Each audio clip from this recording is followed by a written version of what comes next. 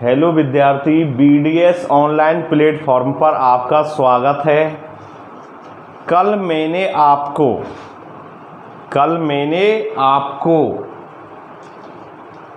कोलैरी विलयन के बारे में आपको समझाया। किसके बारे में? कोलैरी विलयन के बारे में, कि कोलैरी विलयन क्या है, कोलैरी विलयन जो होता है उसके कितने घटक होते हैं। तो मैंने दो घटक आपके लिए बताए, एक तो बताया परिक्षिप्त माध्यम और एक बताया था परिक्षेपण माध्यम। इसके अलावा मैंने कोलैरी विलयन के कुछ उदाहरण भी आपको बताए और उसके कुछ प्रकार भी समझाए। आज एक नया टॉपिक, जैसा कि मैंने वीडियो के अंत में कहा था कि अर्धपारगम्य झिल्ली। तो देखिए, अर्धपारगम्य झिल्ली क्या होती है इसके बारे में आपको बताने जा रहा हूं। तो पहले प्रश्न नोट कर लेना, प्रिय छात्राओं, पहले प्रश्न नोट कर लो कि अर्धपारगम्य झिल्ली किसे कहते हैं। अर्धपारगम्य झिल्ली किसे कहते हैं? अर्धपारगम्य झिल्ली किसे कहते हैं, ये आपका प्रश्न है कि अर्धपारगम्य झिल्ली। आपके सिलेबस में इतना इसका विस्तार नहीं है, हल्का सा एक दो लाइन आई है कि अर्धपारगम्य झिल्ली, तो उनके ही संबंधित मैं आपको बता रहा हूं कि अर्धपारगम्य झिल्ली किसे कहते हैं। तो सुनना, प्रश्न लिख लेना, अर्धपारगम्य झिल्ली किसे कहते हैं, समझाइए। प्रश्न में जोड़ लेना इस बात को, अर्धपारगम्य झिल्ली किसे कहते हैं, समझाइए। तो उत्तर लिखना कि वह झिल्ली, ठीक है ना, वह झिल्ली जिसमें से विलायक के कण आर पार जा सकते हैं। वह झिल्ली जिसमें से विलायक जो होता है, विलायक के कण क्या हो सकते हैं, आर पार जा सकते हैं, लेकिन विलेय के कण नहीं। इस झिल्ली को ही हम क्या कहते हैं, अर्धपारगम्य झिल्ली के नाम से जानते हैं, अर्धपारगम्य, ठीक है ना। तो आपका ये हो गया अर्धपारगम्य झिल्ली किसे कहते हैं, और मैंने आपको उत्तर दिया है कि वह झिल्ली, नोट करना, वह झिल्ली जिसमें से होकर, यानी वह झिल्ली जिसमें से विलायक के जो कण होते हैं, क्योंकि मैंने आपको बताया था विलायक और विलेय, यानी वह झिल्ली जिसमें से विलायक के कण, और आपको मैंने बताया था विलेय और विलायक, जिसकी मात्रा कैसी होती है विलयन में, अधिक होती है, या जिसकी मात्रा विलयन कैसी होती है, अधिक होती है। जो विलयन में अधिक मात्रा में मौजूद होता है उसे क्या बोलते हैं, उसे बोलते हैं हम विलायक। और जो कम मात्रा में उपस्थित होता है, कम मात्रा में मौजूद होता है, उसे बोलते हैं विलेय। क्या बोलते हैं, विलेय। और विलायक दोनों मिलके क्या बना देते हैं, विलयन यानी सॉल्यूशन का निर्माण करते हैं। तो बात वही चल रही है कि अर्धपारगम्य झिल्ली किसे कहते हैं, और आपका उत्तर दे रहा हूं कि वह झिल्ली जिसमें से विलायक के कण, किसके कण, विलायक के कण, जो विलायक होता है, विलायक के कण क्या हो सकते हैं, आर पार जा सकते हैं। विलायक के कण आर पार जा सकते हैं, आर पार जा सकते हैं या आर पार गमन कर सकते हैं, एक ही बात है, कंफ्यूज मत होना। कि वह झिल्ली जिसमें से विलायक के कण आर पार क्या जा सकते हैं, परंतु विलेय के नहीं। किसके नहीं, विलेय के नहीं, परंतु विलेय के कण नहीं। लिख लेना, परंतु विलेय के कण नहीं। किसके, विलेय के, परंतु विलेय के कण नहीं। क्या कहलाती है, अर्धपारगम्य झिल्ली कहलाती है। क्या कहलाती है, अर्धपारगम्य झिल्ली कहलाती है। ध्यान देना, क्या कहलाती है, अर्धपारगम्य झिल्ली कहलाती है। क्लियर आई बात समझ में? ध्यान देना, तो लिख लेना इस बात को, परंतु विलेय के कण नहीं। क्या कहलाती है, अर्धपारगम्य झिल्ली। क्या कहलाती है, अर्धपारगम्य झिल्ली कहलाती है। तो मैंने आपको प्रश्न लिखाया, प्रश्न था अपना कि अर्धपारगम्य झिल्ली किसे कहते हैं, समझ में आ गया होगा आपका कि वह झिल्ली वह झिल्ली जिसमें से विलायक के कण क्या हो सकते हैं, आर पार जा सकते हैं। विलायक के कण क्या होते हैं, आर पार क्या हो सकते हैं, जा सकते हैं। विलायक के कण क्या होते हैं, आर पार जा सकते हैं, परंतु विलेय के कण नहीं। किसके नहीं, विलेय के कण नहीं, विलेय के कण नहीं। उसे क्या बोलते हैं हम, अर्धपारगम्य झिल्ली के नाम से जानते हैं। किसके नाम जानते हैं उसे, अर्धपारगम्य झिल्ली के नाम से जानते हैं। आई बात समझ में।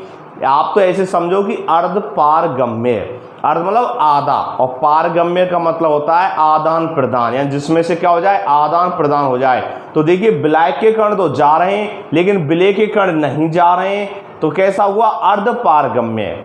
कैसा हुआ, अर्धपारगम्य। क्लियर। और एक बात और इसमें स्टार लगा के लिख लेना आप, महत्वपूर्ण बात है आपकी, क्या है उसको मैं लिखा रहा हूं कि विलयन के कण, किसके कण, विलयन के कण, विलयन के कण, जो विलयन होता है, सॉल्यूशन होता है ना, विलयन के कण, विलयन के कण अर्धपारगम्य झिल्ली से, किससे, अर्धपारगम्य झिल्ली से, विलयन के कण अर्धपारगम्य, अर्धपारगम्य, ठीक है ना, अर्धपारगम्य झिल्ली,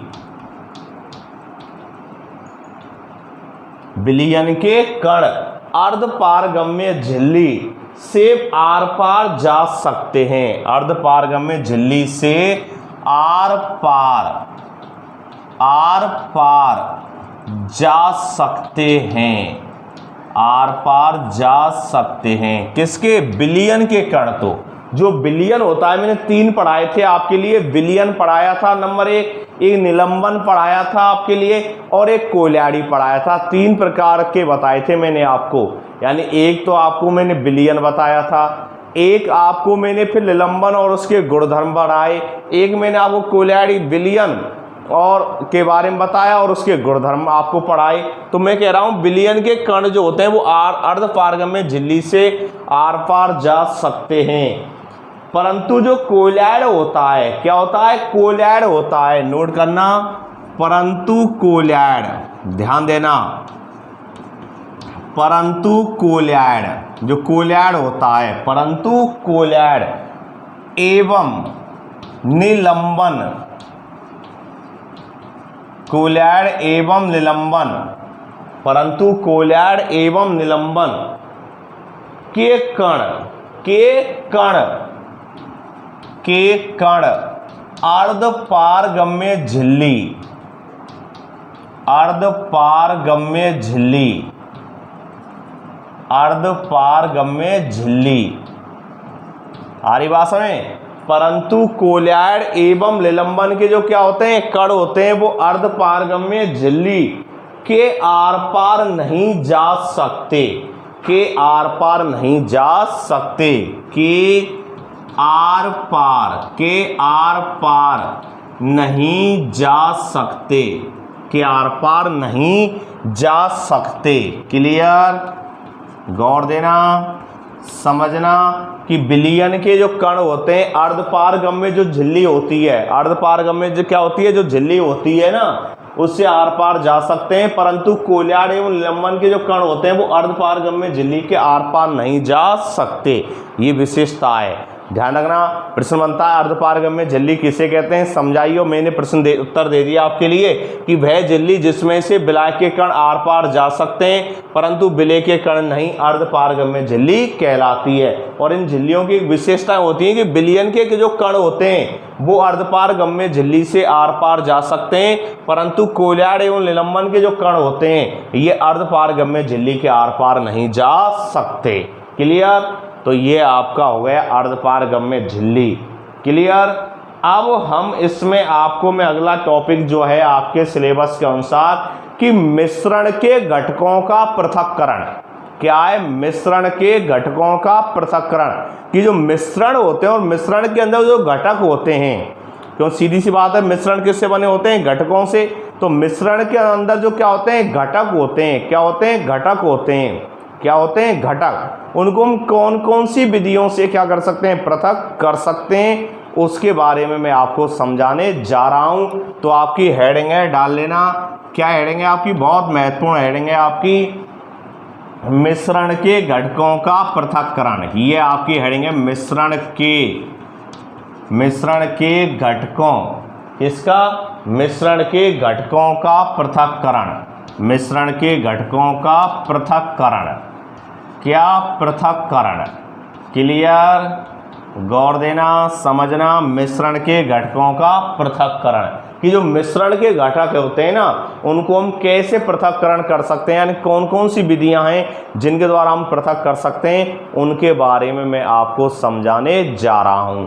क्लियर, ध्यान देना, समझना कि प्राकृतिक जो पदार्थ होते हैं वो रासायनिक रूप से कैसे नहीं होते हैं, शुद्ध नहीं होते हैं।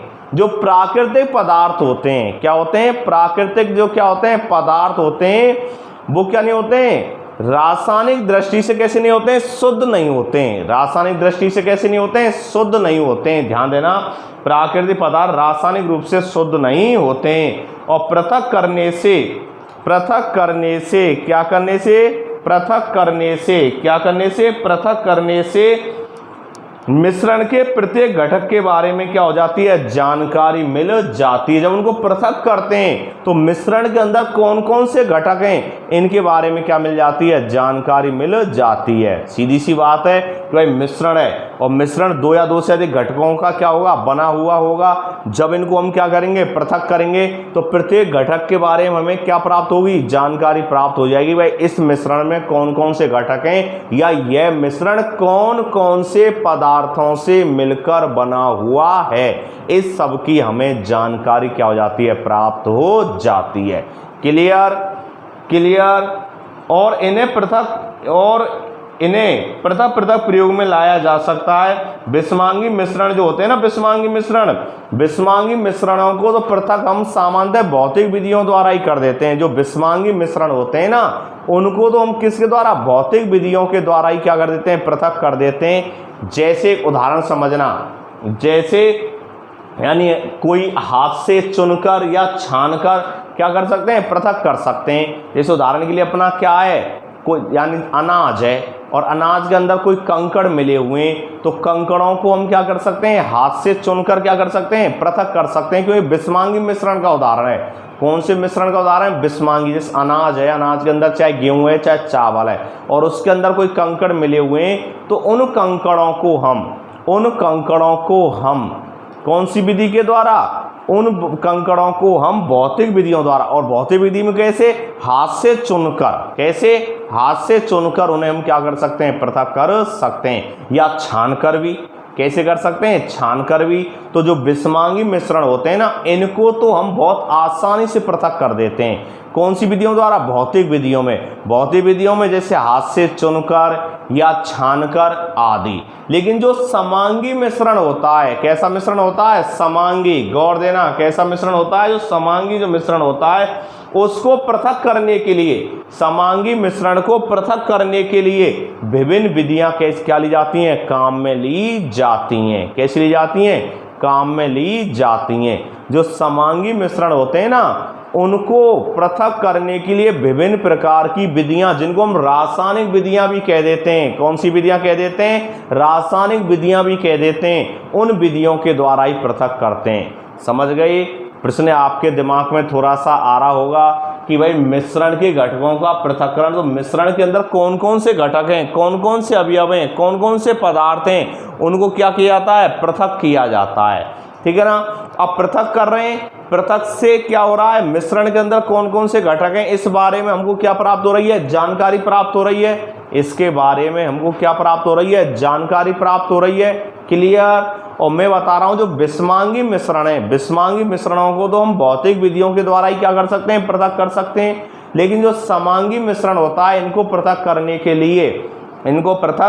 के लिए कौन सी विधि, रासायनिक विधियों का उपयोग किया जाता है। तो कुछ आपके सिलेबस में इस संबंधित टॉपिक हैं, उन टॉपिकों को मैं एक एक को आपके सामने क्लियर कर रहा हूं, तो ध्यान से समझना प्रिय छात्र छात्राओं, गौर देना। तो देखिए नंबर 1 में बता रहा हूं आपके लिए कि रंग वाले घटक है। समझना, पहला टॉपिक बता रहा हूं मैं आपके लिए नंबर 1 कि रंग वाले घटक। और रंग वाला घटक कौन सा, इसको हम डाई भी कह देते हैं। क्या कह देते हैं, डाई। तो देखिए रंग वाले घटक को नीले या काले रंग की स्याही से कैसे पृथक कर सकते हैं? रंग वाले घटक को नीले या काले रंग की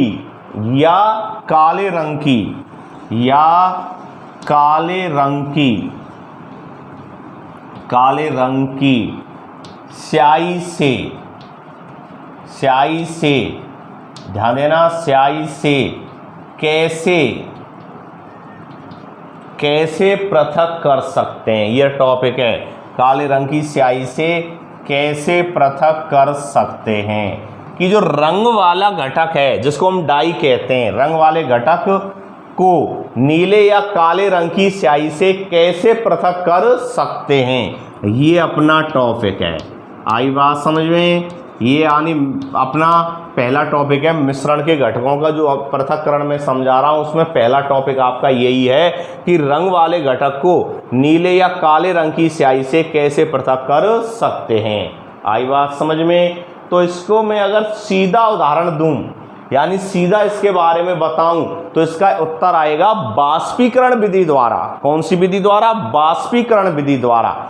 ध्यान देना, कौन सी विधि द्वारा? बाष्पीकरण विधि द्वारा। ध्यान देना, समझना मेरी बात को कि रंग वाले घटक को नीले या काले रंग की स्याही से कैसे पृथक कर सकते हैं। तो इसका अगर मैं आपको शॉर्ट में उत्तर दूं तो इसका उत्तर निकल के क्या आता है? इसका उत्तर निकल के आता है बाष्पीकरण विधि। कौन सी विधि द्वारा? बाष्पीकरण विधि द्वारा। ध्यान देना, समझना, कौन सी विधि द्वारा? बाष्पीकरण विधि द्वारा। कौन सी विधि द्वारा? बाष्पीकरण विधि द्वारा। प्रश्न आ जाए भाई कि रंग वाले घटक को नीले या काले रंग की स्याही से कैसे पृथक कर सकते हैं, तो तुम्हारा उत्तर होना चाहिए कौन सी विधि द्वारा? बाष्पीकरण विधि द्वारा। कौन सी विधि द्वारा? बाष्पीकरण विधि द्वारा। क्लियर? अब इसका प्रयोग है, जो क्रियाकलाप है आपकी बुक में प्रयोग है, उसको मैं समझा रहा हूँ, ध्यान से समझना उस प्रयोग को। प्रयोग आपको याद होना चाहिए, कन्फर्म याद होना चाहिए, तभी आप इसको हल कर पाएंगे। अगर वो पूछ ले कि रंग वाले घटक को नीले या काले रंग की स्याही से कैसे पृथक कर सकते हैं, एक प्रयोग द्वारा समझाइए, एक क्रियाकलाप द्वारा समझाइए। उत्तर तो आप लिख देंगे बाष्पीकरण विधि द्वारा, लेकिन वो प्रयोग भी आपको आना चाहिए कि भाई कैसे हम पृथक कर सकते हैं। तो सुनना ध्यान से भाई कि एक बीकर को जल से आधा भर लेते हैं। एक बीकर लिया भाई, मैं चित्र बनाते चल रहा हूं। एक बीकर को, समझना, क्या लिया भाई हमने? एक बीकर लिया, ये बीकर ले लिया, ठीक है ना। और बीकर को आधा क्या किया? जल से क्या कर दिया? भर दिया। एक बीकर लिया और बीकर को आधा किससे? जल से भर दिया। आधा जल से, आधा जल से क्या कर दिया? भर दिया, ठीक है ना। आधा जल से भर दिया। एक बीकर लिया और बीकर को क्या किया? आधा जल से हमने क्या कर दिया? भर दिया। अब इसके ऊपर हम क्या रखते हैं? एक बाच गिलास रखते हैं, कांच का बाच गिलास, ठीक है ना। एक बाच गिलास, इस तरह कटोरी नुमा संरचना होती है, बाच गिलास, इस तरह क्या रखते हैं? एक बाच गिलास रखते हैं। क्या रखते हैं? एक बाच गिलास। क्लियर? ये हो गया बाच गिलास। या एक बीकर लिया और बीकर को क्या किया हमने? आधा किससे भर दिया? जल से। किससे भर दिया हमने? आधा जल से। और इस बीकर के ऊपर हमने क्या रखा? एक बाच गिलास। क्या रखा हमने? एक बाच गिलास। क्लियर? और बाच गिलास में हम थोड़ी सी क्या करते हैं? स्याही डालते हैं। क्या डालते हैं? स्याही। क्या डालते हैं? स्याही। यानी बाच गिलास जो है, बाच गिलास के अंदर हम थोड़ी सी क्या डालते हैं? स्याही डालते हैं। क्या डालते हैं? स्याही। क्लियर? यहाँ तक किसी प्रॉब्लम? क्या डालते हैं? स्याही। अब बीकर को, यानी बीकर के नीचे क्या लगा देते हैं? एक जाली लगा देते हैं, और जाली के नीचे क्या लगा देते हैं? एक बन्नल लगा देते हैं। क्या लगा देते हैं? बन्नल। क्या लगा देते हैं? बन्नल। ठीक, क्लियर? ये लगा दिया हमने बन्नल, ठीक है ना। क्या लगा दिया? एक बन्नल लगा दिया। क्लियर? क्या लगा दिया? एक बन्नल लगा दिया, ठीक है ना। एक बन्नल लगा दिया इस तरह, इसको बोलते हैं बन्नल। समझना, बीकर लिया, आधा किससे भर दिया, जल से भर दिया। एक बाच गिलास लिया, बाच गिलास में क्या ली, थोड़ी सी क्या ली, स्याही ली, और एक क्या लिया, बन्नल लिया, और बन्नल की सहायता से क्या कर रहे हैं, बाच गिलास को क्या कर रहे हैं, हम गर्म कर रहे हैं। बाच गिलास को क्या कर रहे हैं, हम गर्म कर रहे हैं। तो जब हम समझना, बाच गिलास को गर्म कर रहे हैं, लेकिन बाच गिलास को गर्म नहीं कर रहे हैं हम पहले, गौर देना, समझना। क्या लिया था हमने, बीकर, और बीकर को किससे भरा था, जल से। तो बाच गिलास को गर्म नहीं कर रहे हैं डायरेक्ट, पहले किसको गर्म कर रहे हैं हम, बीकर को गर्म कर रहे हैं। किसको, बीकर को, और बीकर के अंदर किसको, जल को। किसको, जल को। समझना मेरी लाइन का अर्थ, मैं आपको बता रहा हूं, टॉपिक चल रहा है आपका कि रंग वाले घटक को नीले या काले रंग की स्याही से कैसे पृथक कर सकते हैं। तो मैं उत्तर दे रहा हूं, वाष्पीकरण विधि के द्वारा।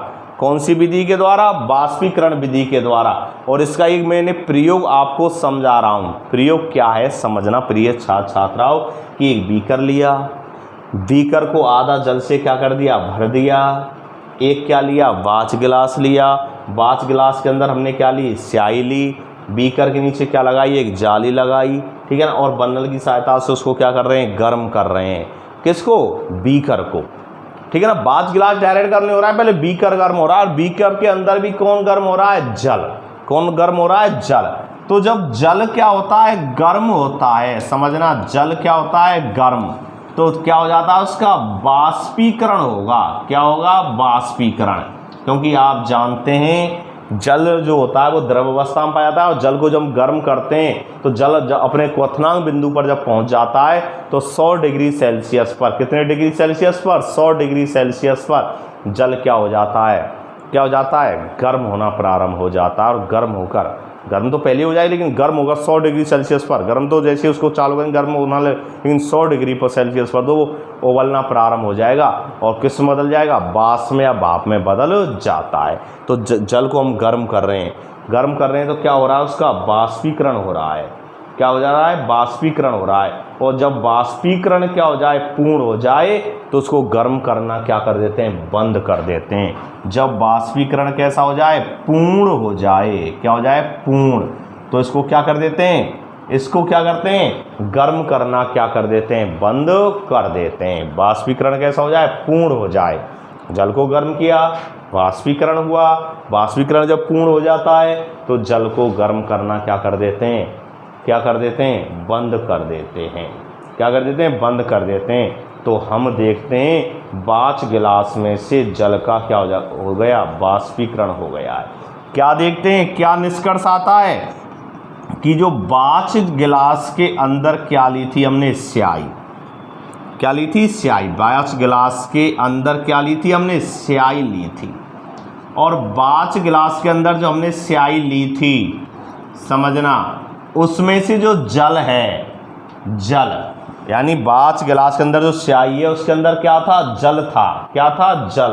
तो वो जल का क्या हो जाता है, वाष्पीकरण हो जाता है। जल का क्या हो जाता है, वाष्पीकरण। क्या हो जाता है, वाष्पीकरण। और शेष क्या रह जाता है, शेष क्या रह जाता है, ध्यान देना, शेष क्या रह जाता है, शेष रह जाता है रंग वाला घटक बाच गिलास में अवशेष के रूप में बच जाता है। यानी शेष क्या रह जाता है, रंग वाला घटक, यानी डाई। शेष क्या रह जाता है, रंग वाला घटक।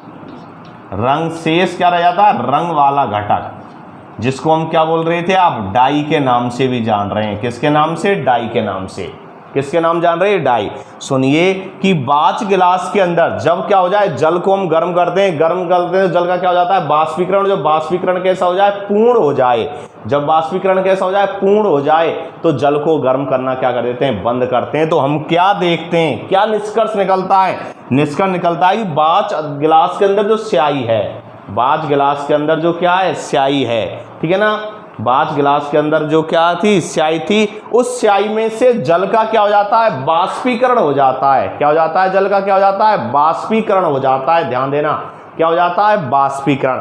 क्या हो जाता है, वाष्पीकरण, ठीक है ना।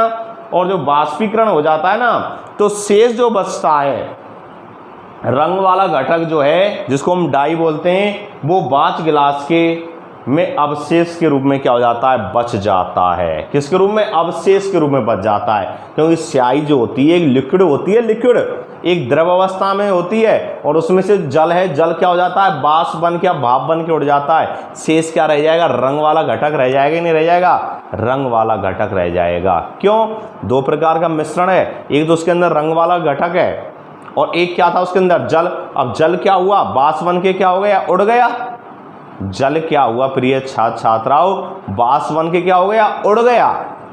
उड़ गया तो शेष क्या रह गया, रंग वाला घटक रह गया। क्या रह गया शेष, रंग वाला घटक रह गया। क्या रह गया, रंग वाला घटक रह गया। आई बात समझ, तो क्या कह सकते हैं, अतः स्याही जल में रंग का एक मिश्रण है। कह सकते नहीं कह सकते हैं, अतः स्याही, जो स्याही थी अपनी, अतः स्याही, ठीक है ना, अतः स्याही जल में, किसमें, जल में, अतः स्याही जल में, अतः स्याही जल में, ठीक है ना, किसमें, जल में रंग का एक मिश्रण है। रंग का क्या है, रंग का एक मिश्रण है। क्लियर, आई बात समझ में, गौर देना, समझना। अतः स्याही जल में क्या है, रंग का एक क्या है, मिश्रण है। क्या रंग का एक मिश्रण है। क्लियर, और उपयोग विधि को हम क्या कहते हैं, वाष्पीकरण कहते हैं। जो उपयोग, जो शोध मैंने जो कुछ विधि की है, सब क्या है, वाष्पीकरण है। क्या है, वाष्पीकरण। क्यों, क्योंकि इसमें जो जल है वो वाष्प बन के क्या है, उड़ा है। क्या बन के उड़ा है, वाष्प बन के उड़ा है, इसलिए इस विधि को हम वाष्पीकरण विधि के नाम से जानते हैं। दोबारा एक बार और रिपीट कर देता हूँ, टॉपिक है कि मिश्रणों के घटकों का पृथक्करण। और मैंने बताया था आपके लिए कि जो क्या होते हैं, प्राकृतिक पदार्थ होते हैं, रासायनिक रूप से क्या नहीं होते हैं, शुद्ध नहीं होते। रासायनिक रूप से क्या नहीं होते हैं, शुद्ध नहीं होते हैं। और प्रत्येक मिश्रण में कई क्या होते हैं, घटक होते हैं। कई क्या होते हैं, घटक होते हैं, या कई क्या होते हैं, अवयव होते हैं। क्या होते हैं, अवयव। क्लियर। और मैंने आपको साथ में यह भी बताया कि जो विषमांगी मिश्रण होते हैं, कौन से मिश्रण होते हैं, विषमांगी। विषमांगी मिश्रणों को हम भौतिक विधियों के द्वारा पृथक कर सकते हैं, लेकिन समांगी जो मिश्रण होते हैं उनको रासायनिक विधियों के द्वारा, किसके द्वारा, रासायनिक विधियों के द्वारा क्या किया जाता है, पृथक किया जाता है। और कई विधियां आपकी सिलेबस में हैं, उन विधियों में से मैं नंबर 1 विधि का आपको वर्णन कर रहा हूं, जो कि कौन सी है, वाष्पीकरण विधि। और इसका जो टॉपिक क्या है, टॉपिक मैंने बताया कि रंग वाला जो घटक है, रंग वाले घटक जिसको डाई कहते हैं, को नीले या काले रंग की स्याही से कैसे पृथक कर सकते हैं। कैसे पृथक कर सकते हैं, रंग वाला जो घटक होता है, जो डाई होती है, इसको नीले या काले रंग की स्याही से कैसे पृथक कर सकते हैं। तो मैंने उत्तर तो दे दिया था, एक शब्द का उत्तर है वाष्पीकरण विधि के द्वारा। कौन सी विधि के द्वारा, वाष्पीकरण विधि के द्वारा। क्लियर। लेकिन कैसे संपन्न होता है, तो इसका एक प्रयोग है, इसका एक क्रियाकलाप है, वो मैंने समझाया, कैसे बताया आपके लिए। दोबारा एक बार और रिपीट कर देता हूं कि एक बीकर लेते हैं। क्या लेते हैं, बीकर। और बीकर को आधा जल से क्या कर लेते हैं, भर लेते हैं। कितना भर लेते हैं, आधा। क्लियर।